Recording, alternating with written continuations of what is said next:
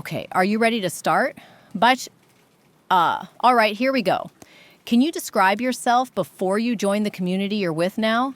How were school and classes? I was like 10 years old, rascal. Yeah, I was living with my folks in this broken, wrecked, messed up crib. They wanted me to succeed, but I didn't give a shit about school, yo. 'Cause I was a chicken shit kid, rascal. I just kept getting beat up at school, right? And this crew, they taught me how to fight, and, right, you feel me? My grades they were just numbers, man. That's why me and my folks didn't really vibe. I started getting high around that age, Nielsen. Me and my family were never good. My old man was always treating my mother bad. Where was the first place you ever felt like you belonged? Have you ever felt like you belonged anywhere else besides here? Good question, Nielsen. I like this question, man. I explained a bit, but outside of this community, the only place I felt like I belonged was that ruined and dilapidated house where my family was always fighting, man. At school, outside, at cafes, I never felt like I belonged anywhere. The first time I felt like I belonged was when I got kicked out of the house and the community members I grew up with supported me and showed me love. Yes, exactly like that. I've known them since childhood, and they never left me alone, rascal. They built my future. When I was little, we would barbecue together. We found a way to have fun, despite the poverty.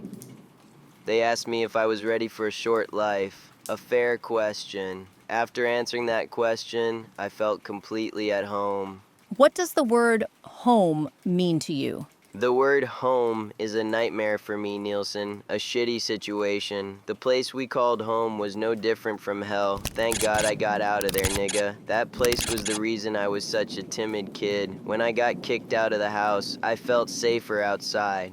When I was little, I thought about how I could keep my family safe, but they never thought about me, man. They threw me out like old furniture. I'd never felt so alone before. I didn't have the money to feed my addictions. It reminds me of my family, and they were never there for me as I grew up. Bastards.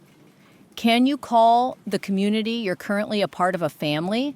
And can you talk about the understanding of love and loyalty within this family? The community you mentioned were people who didn't mind me hanging around with them. When I was a timid, scared little 15-year-old, I started hanging out with them after I got kicked out of my house. When I was a young kid searching for direction, these great friends supported me and stood behind me. If I hadn't met them, I might not be alive today, man. I'd probably be rummaging through trash as a homeless person and get stabbed to death by another homeless person. But I'm alive, Nielsen. You see? Fuck it. That's love and loyalty, rascal. Nobody does anything to hurt each other, man. I wouldn't allow that in the first place. As long as you belong, everything goes smoothly. If you don't, no one cares who you are. When was your first encounter with the police? Do you still remember that first moment? How did they treat you? How did you feel that day? My first encounter with the police happened when I was 16, man. Back then I was caught with a gun. I didn't even know how to fire, but I carried it to protect myself. I can't forget that moment. My hands were shaking. What I felt was fear, stress, excitement, and my face turning red. They treated me like I was nothing but trash, son of a bitch. They never took me seriously, never listened to me. That day I realized that if I was in the game, I had to either shine like a star or be constantly crushed. Do you think there's a difference in how the law enforcement views your neighborhood compared to a wealthy area like Rockford Hills? If so, what's that difference and why do you think it exists? In Rockford Hills, the LSPD acts like customer service, protecting their expensive toys. Here, however, they act like occupiers, viewing us as a virus. Their only concern is restricting our freedom, keeping us behind the border. They don't lift their heads from here. When they do, they'll realize there are bigger problems. Do you believe in the justice system? If you were wronged one day, would you call the police? Why or why not? Even if I ended up in a bad situation one day, I wouldn't call those fucking cops. Justice is only on TV. Why you think they keep playing us like that? Dumbasses won't lift their heads out of Vespucci. If they ever did, they'd see there's bigger problems around.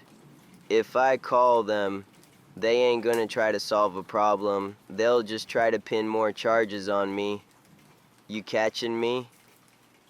You gotta handle your own business out here.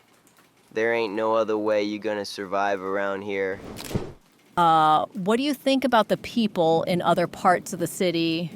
How do you think they see you and your friends? Mannequins, man, they don't know what real life is like. Have their hands ever been dirty? When you host them, ask them these questions, Nielsen. They see us as a virus. I'm a threat trying to infiltrate their clean world. Fuck it. If they had to go through what I've been through, would they even survive? I highly doubt it, man. They should think about that. I'm way stronger than them. Where do you see yourself in 5 years? This question might seem foolish to you, perhaps. Or does it? Does it strike you as foolish?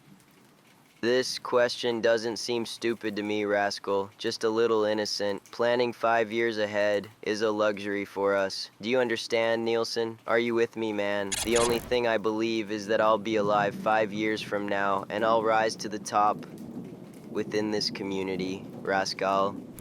Some of us saw our lives end before our stars could shine, but my star will shine, Gray. What would you like to say to someone your age who might read this interview, but who lives a completely different life than yours?